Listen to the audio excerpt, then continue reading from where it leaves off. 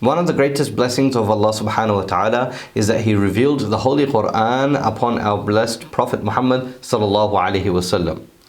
And it is sent for the guidance of mankind and jinnat. Seeing this book, hearing this book, reciting this book, learning this book, teaching this book, and acting upon its instructions, its guidance, its commandments, and serving this book by any means, by memorizing it, or by educating it, by broadcasting it. These are all means of success for person in this world and in the hereafter. Allah subhanahu wa ta'ala has created humans and jinnat and has given them three things to acquire knowledge from. As we all know that under learning and acquiring knowledge, it's important. It is how we evolve as people. Now these three things are: number one, the five senses. The number one, which is the eyes from which we see and we gain knowledge from. We want to know the color of something, we use our eyes. This thing is green, blue, yellow, red.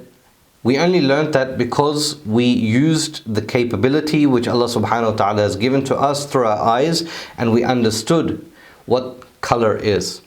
Number two, it is to hear. Now through our ears, we learn that we are hearing the voice of an adult or a child, or whether we are listening to, is it the wind, is it people communicating, or what animal is making this sound. We learn this knowledge through our ears. And number three is our sense of smell.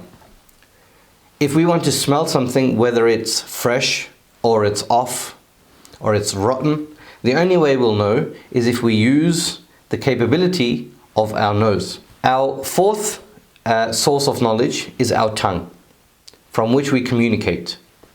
And this is how we learn things, this is how we teach things, and this is how we taste things. If something doesn't taste good or bad, the only way I know whether this is soury or it's sweet, it's bitter, in what quality it is, I can only know by tasting it, which gives me more information. And lastly, it is the sense of touching. If something is hot or cold, I will touch it. If it's prickly or if it's soft, this information is given to me through the sense of touching. So these are the five senses which are number one source for mankind to learn knowledge from. Number two is human intellect. If someone sees smoke somewhere and he says that there's a fire, now his eyes haven't seen fire, he hasn't smelt the smoke of fire, but what he knows is that smoke represents fire, and only he understood that because of his human intellect, his mind or his aql. And now this is also a form of seeking and gaining knowledge, and which is very important, because the more aql a person has, the more intellectually smart he is, the more capable he is of learning and seeking knowledge. Now we need to understand that both of these things are limited. There are certain knowledge which we cannot acquire through our five senses, and there are certain knowledge that we cannot gain through our mind or intellect alone, because it is very limited. Now in today's day and age, we have people who say that we don't need religion, we don't need God, we don't need rules. What we need to do is use common sense and use our own mind to gain knowledge, and that is sufficient enough for us to manage and govern our life in this world. Now, as previously said, that both intellect and the five senses are limited. For example, we live in a three-dimensional world.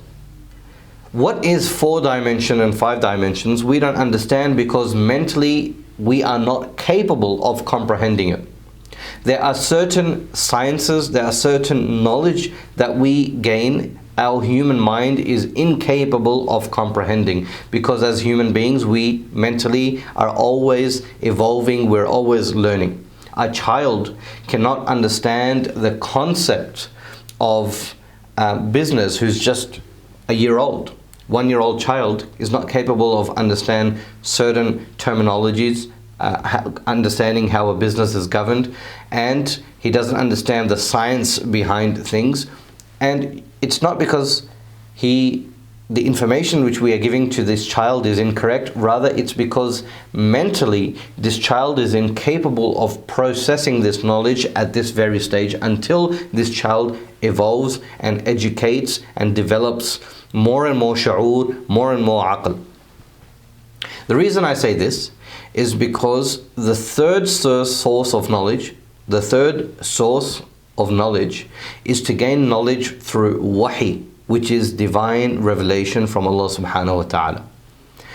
All three sources have specific boundaries and scopes. To a certain extent, knowledge is obtained through the 5 senses, and then from the intellect, and then from divine revelation. Wahi itself is the best source of gaining knowledge, because through wahi, Allah subhanahu wa ta'ala can give us knowledge of this dunya.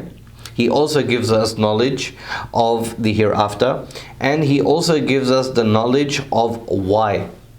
We understand intellectually that we are born, we came through a process, and we have come into this world, but we don't understand what is the purpose of life. Now, if we ask what is the purpose of life, everyone will give their own understanding of what the purpose is. And because of their own understanding, that could be wrong and it could be correct. And it is not a universal truth, because the purpose of life for XYZ will be something else, and the purpose of life for ABC would be something else. So multiple people with different intellect would have multiple purposes of life, and when the purpose of life changes, the quality and the value of life also changes. So it is important that we understand that out of the 3 sources of knowledge, wahi, revelation, is the best form of gaining knowledge. It is the best source of gaining knowledge, and that could be related to anything, whether this world or the hereafter. According to some scholars, the ulama have mentioned that Nuh alayhi salam, Prophet Nuh, and he was the first person to build a ship on this planet. And how to build that ship, Allah subhanahu wa ta'ala taught him this knowledge through wahi.